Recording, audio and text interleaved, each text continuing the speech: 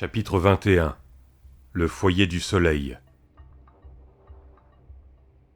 Le foyer ressemblait à une espèce de jeu de cubes, songea Jack, qui se serait ajouté au hasard des besoins de place. Puis il remarqua que les innombrables fenêtres étaient munies de barreaux, et que le bâtiment tentaculaire évoquait à première vue une prison plutôt qu'un jardin d'enfants. La plupart des gamins dans les champs avaient posé leurs outils, afin d'observer l'arrivée de la voiture de police. Frankie Williams s'arrêta sur le large terre-plein arrondi au bout de l'allée. À peine eut-il coupé le contact qu'une haute silhouette franchit la porte d'entrée et s'immobilisa pour les contempler du haut des marches, les mains jointes devant lui. Sous une épaisse tignasse de cheveux blancs ondulés, l'homme exhibait un visage anormalement jeune, comme si ses traits burinés, profondément masculins, avaient été dessinés, ou du moins modifiés par la chirurgie esthétique. Ce visage était celui d'un homme à même de vendre n'importe quoi, n'importe où et à n'importe qui. Ses vêtements étaient aussi immaculés que ses cheveux, costume blanc, chaussures blanches, chemise blanche, outre une écharpe de soie blanche flottant autour de son cou. Au moment où Jack et Wolf descendaient de l'arrière, l'homme en blanc sortit de sa poche poitrine une paire de lunettes de soleil vert sombre, les chaussa sur son nez et fit mine un moment d'examiner les garçons avant de sourire. De longs plis fendirent ses joues. Ensuite, il ôta ses verres et les rempocha. « Eh bien, dit-il, bien. Où en serions-nous tous sans vous, inspecteur Williams ? Bonsoir, révérend Gardner, dit le policier. Est-ce le menu fretin habituel, ou bien ces deux effrontés se sont-ils vraiment livrés à des activités criminelles ? Vagabondage, trancha le flic. Les poings sur les hanches, il guignait Gardner du coin de l'œil, comme si toute cette blancheur lui blessait la vue. On refusait de décliner à Fairchild leur véritable identité. Celui-là, le gros, dit-il en montrant Wolf du doigt, il a pas décroché les dents. J'ai dû lui cogner sur la tête rien que pour le faire entrer dans l'auto. Sunlight Gardner secoua la tête d'un air tragique. Pourquoi ne pas les amener ici pour les présentations ? Nous nous occuperions de toutes les formalités. Y a-t-il une quelconque raison pour que ces deux aient l'air si... dirais-je... hébétés ? Rien, à part que j'ai sonné les cloches au gros. Gardner se recula d'un pas, entrecroisant ses doigts sur sa poitrine. Le temps que Williams propulse les deux garçons en haut des marches de l'imposante véranda, Gardner tendit le cou pour mieux voir ses nouveaux arrivants. Jack et Wolf atteignirent le sommet du perron et avancèrent en hésitant sur le sol de la terrasse. Frankie Williams s'épongeait le front et soufflait dans leur sillage. Gardner souriait extatiquement, mais son regard allait et venait d'un des gamins à l'autre. Une seconde après qu'une lueur dure, froide et familière eut jailli de ses yeux en direction de Jack, le révérend ressortit les lunettes de sa poche et les remit. Le sourire demeurait tendre et extatique, mais aussi subjugué fut-il par un sentiment de fausse sécurité, Jack se sentit glacé par ce regard, parce qu'il l'avait déjà vu auparavant.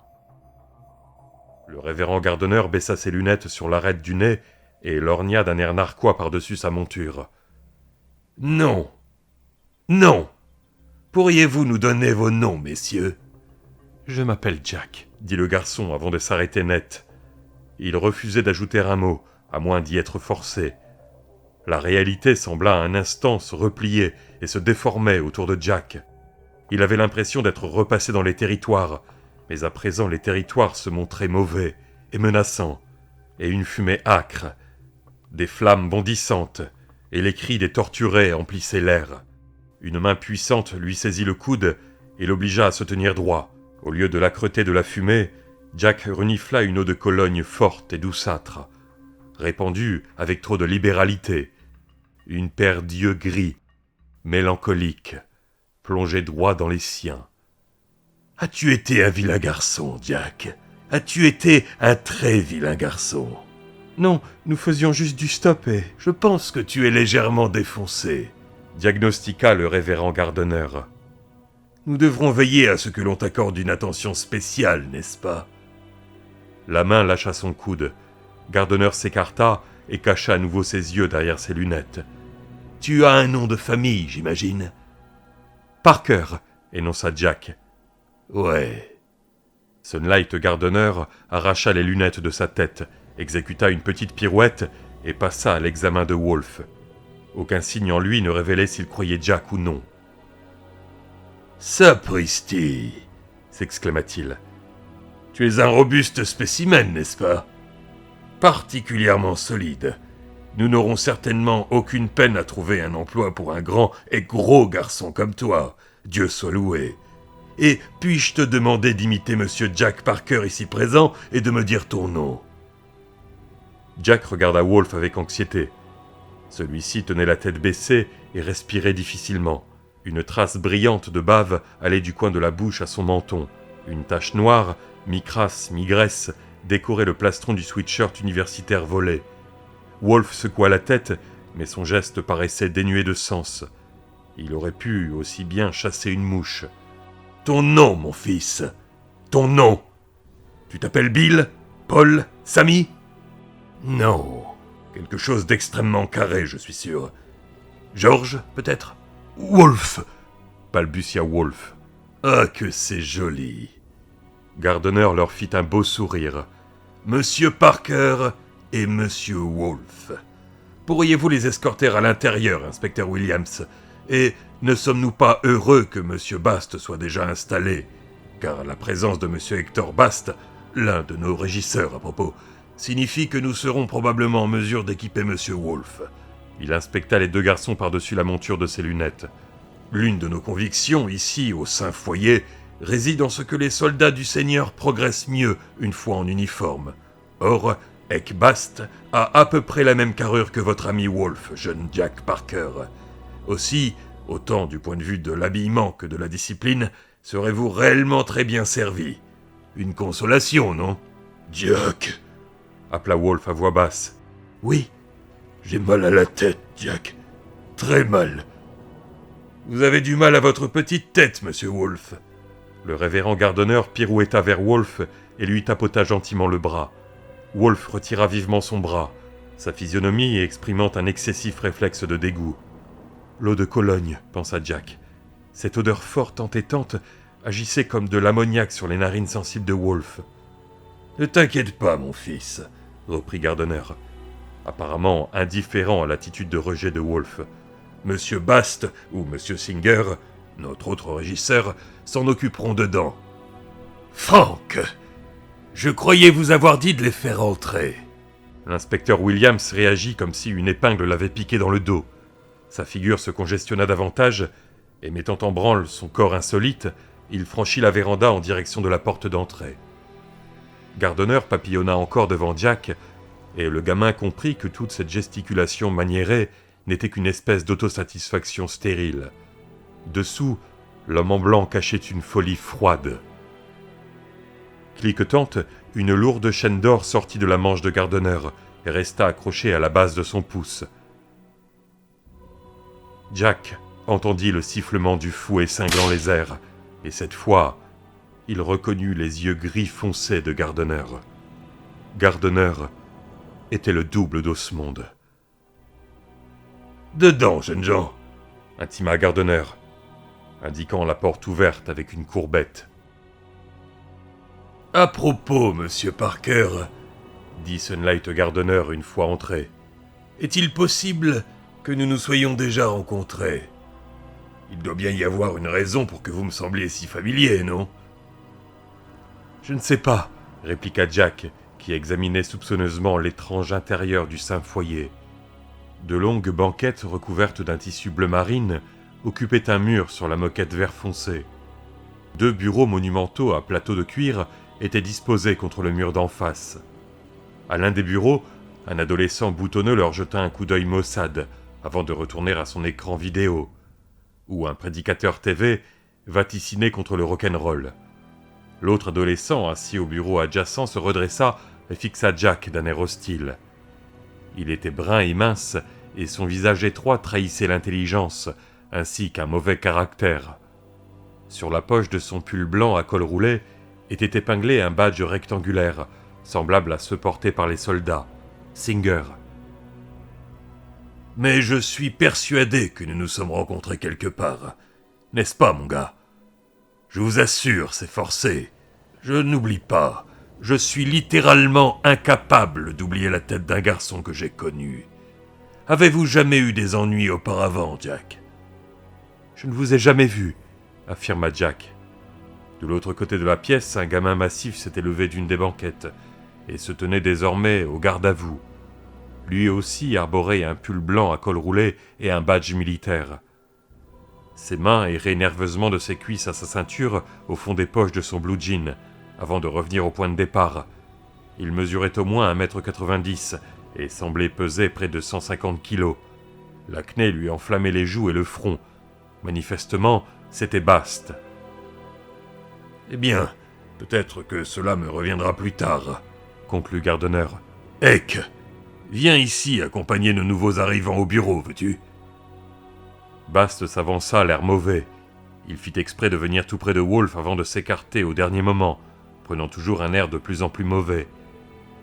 Si Wolf avait ouvert les yeux, ce dont il se garda, il n'aurait rien vu d'autre que les cratères lunaires du front de Bast et les méchants petits yeux, pareils à ceux d'un ours, qui saillaient sous leurs sourcils épais. Bast reporta son regard sur Jack. « Venez » marmonna-t-il en agitant une main vers le bureau. « Inscription, puis emmène-les à la lingerie pour les vêtements. » ordonna Gardner d'une voix neutre. Il sourit à Jack de tous ses chromes. « Jack Parker, » dit-il doucement. « Je me demande qui tu es vraiment, Jack Parker. Bast, assure-toi qu'il ne reste rien dans leur poche. » Bast ricana. D'un pas tranquille, Gardner retraversa la pièce vers un Frankie Williams, visiblement impatient, et tira nonchalamment un long portefeuille en cuir de la poche intérieure de son veston. Jack le vit se mettre à compter de l'argent dans les mains du policier. « Fais attention, morveux !» l'apostropha le gosse derrière le bureau, et Jack se retourna pour faire front. L'autre jouait avec un crayon, les minauderies de sa figure composant un masque complètement inadéquat à ce qui apparut aux perceptions aiguisées de Jack comme une colère congénitale, une rage qui bouillonnait au tréfonds de lui, éternellement alimentée. « Sait-il écrire ?»« Seigneur, je ne pense pas, » répondit Jack. « Alors tu devras signer à sa place. » Singer poussa vers lui 2 feuillets format machine.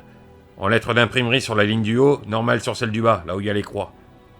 Il se renversa sur son siège, porta le crayon à ses lèvres et se vautra éloquemment dans son coin. Jack supposa que c'était un truc emprunté au révérend Gardner. « Jack Parker », écrivait-il. Puis il gribouilla quelque chose d'analogue au bas de la page. « Philip Jack Wolf ».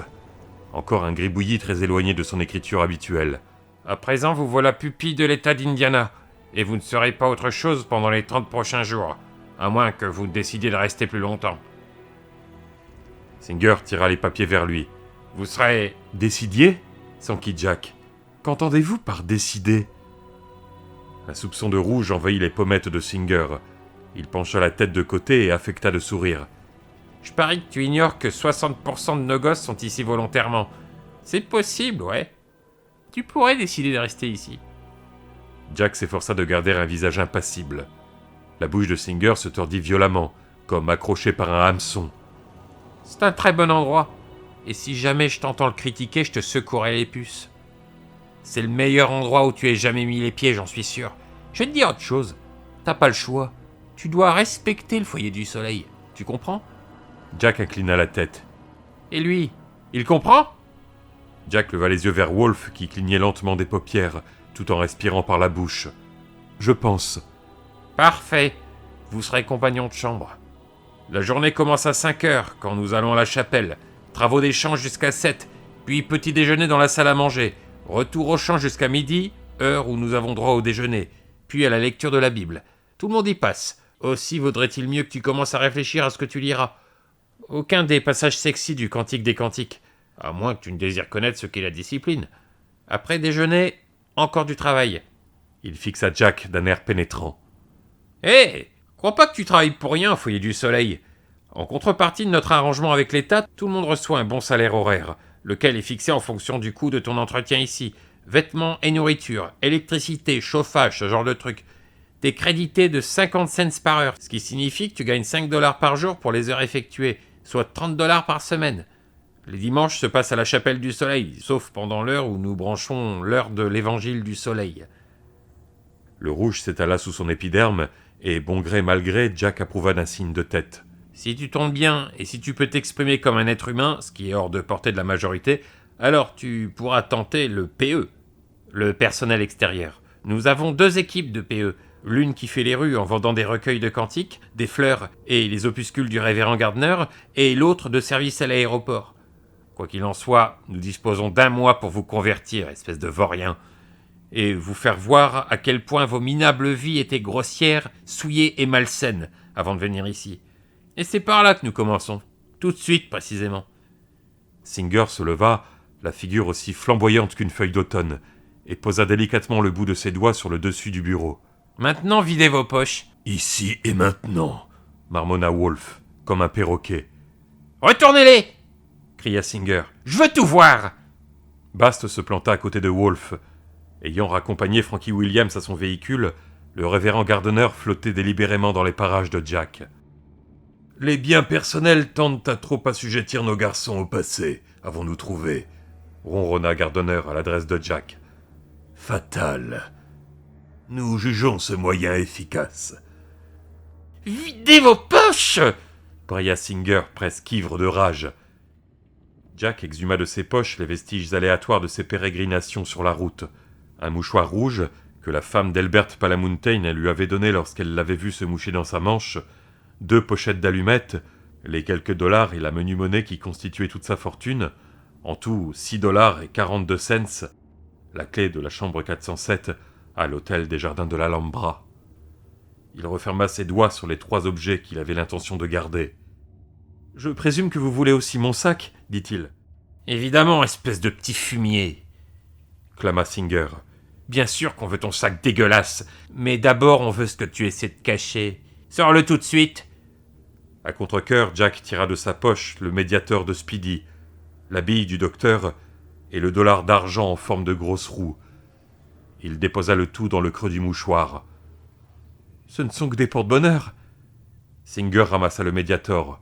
« Et qu'est-ce que c'est ? Je veux dire, qu'est-ce que c'est ?»« Un plectre. »« Ouais, évidemment !» Singer le retourna entre ses doigts, le renifla. S'il avait mordu dedans, Jack lui aurait tapé sur la figure. « Un plectre ? Tu me dis la vérité ? » ?»« C'est un ami qui me l'a donné, » dit Jack, se sentant soudain plus seul et désemparé qu'il ne l'avait jamais été au cours de ses semaines de voyage. Il se remémora Boule de Neige, à l'extérieur du centre commercial, qu'il avait regardé avec les yeux de Speedy, qui, d'une manière incompréhensible pour Jack, avait réellement été Speedy Parker, dont il venait d'adopter le nom. « Je parie qu'il l'a volé !» conclut Singer à la cantonade, avant de reposer le médiator dans le mouchoir, à côté de la pièce et de la bille.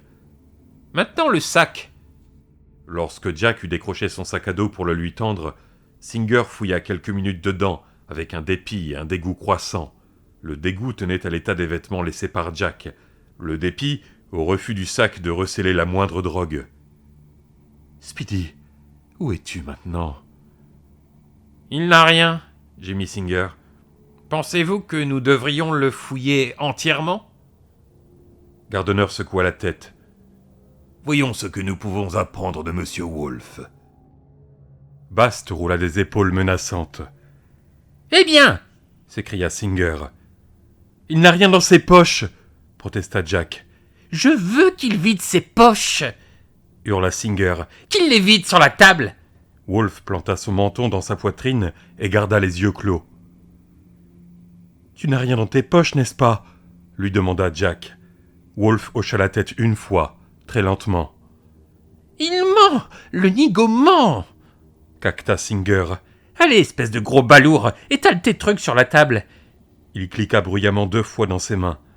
« Oh, waouh! Et Williams qui ne l'a même pas fouillé, ni Fairchild. C'est incroyable! Ils vont avoir l'air de crétins. » Bast mit son nez sous celui de Wolfe et gronda.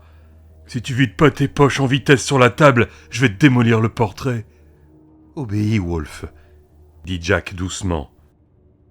Wolfe geignit, puis il sortit son poing droit de la poche de sa salopette, se pencha par-dessus le bureau, tendit sa main et desserra ses doigts. 3 allumettes de bois et 2 petits cailloux polis, veinés, striés et colorés tombèrent sur le cuir. Quand sa main gauche s'ouvrit, 2 autres jolis petits cailloux roulèrent à côté des premiers. « Des cachets !» Singer se rua dessus. « Ne sois pas idiot, Sonny !» le rabroua Gardner. « Tu m'as ridiculisé !» dit tout bas Singer à Jack, quoique d'un ton véhément, dès qu'ils furent dans l'escalier menant aux étages supérieurs. Celui-ci était recouvert d'un tapis à motif floral défraîchi. Seules les pièces principales au rez-de-chaussée du foyer du soleil avaient été décorées, aménagées. Tout le reste paraissait vieux et mal entretenu. « Tu vas le regretter, je te le promets. Personne ne fait passer Sonny Singer pour un imbécile. Pratiquement, je dirige la baraque, espèce d'idiot. Seigneur !» Il planta son étroit visage en feu sous le nez de Jack. « Votre coup en bas n'était pas mal avec le nigo et ses maudits cailloux. Il coulera de l'eau sous les ponts avant que tu t'en remettes. » « Je ne savais pas qu'il gardait quelque chose dans ses poches, » protesta Jack. Devançant Jack et Wolf d'un pas, Singer se figea brusquement sur place. Ses yeux se rétrécirent, sa figure entière sembla se crisper. Jack ne comprit ce qui allait se passer qu'une seconde avant que la main de Singer ne lui cinglât la joue. « Jack !» chuchota Wolf. « Ça va, » répondit-il. « Si tu me fais du tort, je t'en fais 2 fois plus, » siffla Singer à Jack. « Si tu me fais du tort en présence du révérend Gardner, je t'en fais 4 fois plus, tu piges ?»« Ouais, » dit Jack. « Je crois que j'ai pigé. Ne sommes-nous pas censés changer de vêtements ?» Singer pivota et reprit son ascension. Pendant une seconde, Jack resta immobile à contempler le dos mince et tendu de l'autre gamin s'élever dans les escaliers. « Toi aussi, » se disait-il, « toi et Osmond, un jour. » Après quoi il le suivit, et Wolf clopina derrière. Dans une longue salle remplie de cartons, Singer gesticulait à la porte, tandis qu'un grand garçon au doux visage inexpressif et aux mouvements de somnambule leur cherchait des affaires, en fourrageant sur les étagères. « Des souliers aussi. Tu lui trouves des chaussures réglementaires ou tu vas casser des cailloux toute la journée ?» lança Singer depuis l'entrée, ostensiblement, sans regarder l'employé, avec une lassitude dégoûtée. Sans doute encore l'un des enseignements de Gardner. L'autre finit par repérer une paire de lourds croquenots noirs à lacets, pointure 45, dans un recoin du magasin, et Jack les enfila aux pieds de Wolf. Ensuite, Singer leur fit monter une autre volée de marche, pour accéder à l'étage du dortoir. Ici, aucun effort pour tenter de masquer la véritable nature du foyer du soleil. Un couloir étroit parcourait toute la longueur du sommet de la bâtisse. Il devait bien avoir 15 mètres de long. Des rangées de portes exiguës avec des lucarnes aménagées, à hauteur d'homme, couraient de chaque côté de l'interminable couloir. Aux yeux de Jack, le prétendu dortoir avait tout l'air d'une prison. Singer les entraîna dans l'étroit corridor et s'arrêta bientôt devant une des portes. « Le premier jour, personne ne travaille. Vous commencerez l'horaire normal demain. Donc pour le moment, entrez là-dedans et lisez la Bible, ou quelque chose dans le genre jusqu'à 5 heures. Je reviendrai vous chercher à temps pour la confession. Et changez-vous, hein !»« Tu veux dire que tu vas nous enfermer ici pendant les 3 heures qui viennent ?» s'insurgea Jack. « Tu veux que je te tienne la main, peut-être ?» explosa Singer, le visage à nouveau empourpré. « Écoute, si tu étais volontaire, je pourrais te laisser te promener, faire le tour des lieux. Mais étant donné que t'es pupille de l'État par un référé du poste de police local, t'es à 2 doigts du criminel reconnu. Peut-être dans un mois serez-vous volontaire, avec un peu de chance. Entre-temps, rentrez dans votre chambre et comportez-vous en être humain créé à l'image de Dieu, et non en animaux. » Avec impatience, il introduisit une clé dans la serrure, ouvrit grand la porte et se planta à côté. « Entrez là-dedans. Je n'ai pas que ça à faire. »« Et nos affaires ?» Singer soupira théâtralement. « Espèce de petit salaud. Croyez-vous qu'on s'abaisserait à vous voler quoi que ce soit ?» Jack se força à ne pas répondre. Singer soupira de rechef. « Ok, on les garde pour vous dans un classeur avec votre nom dessus, dans le bureau du révérend Gardner au rez-de-chaussée. C'est là où on garde aussi votre argent jusqu'au moment de votre libération, d'accord ? Maintenant, entrez là-dedans, avant que je vous dénonce pour désobéissance. Je parle sérieusement. » Wolf et Jack pénétrèrent dans le minuscule local. Lorsque Singer eut claqué la porte, l'ampoule du plafond s'alluma automatiquement, révélant un cagibi sans fenêtre, des lits superposés en fer, un petit lavabo de coin et une chaise métallique. Rien d'autre. Sur les murs en placo-plâtre, des marques jaunâtres de scotch montraient les anciens emplacements des images collées par le précédent locataire. La serrure cliqueta.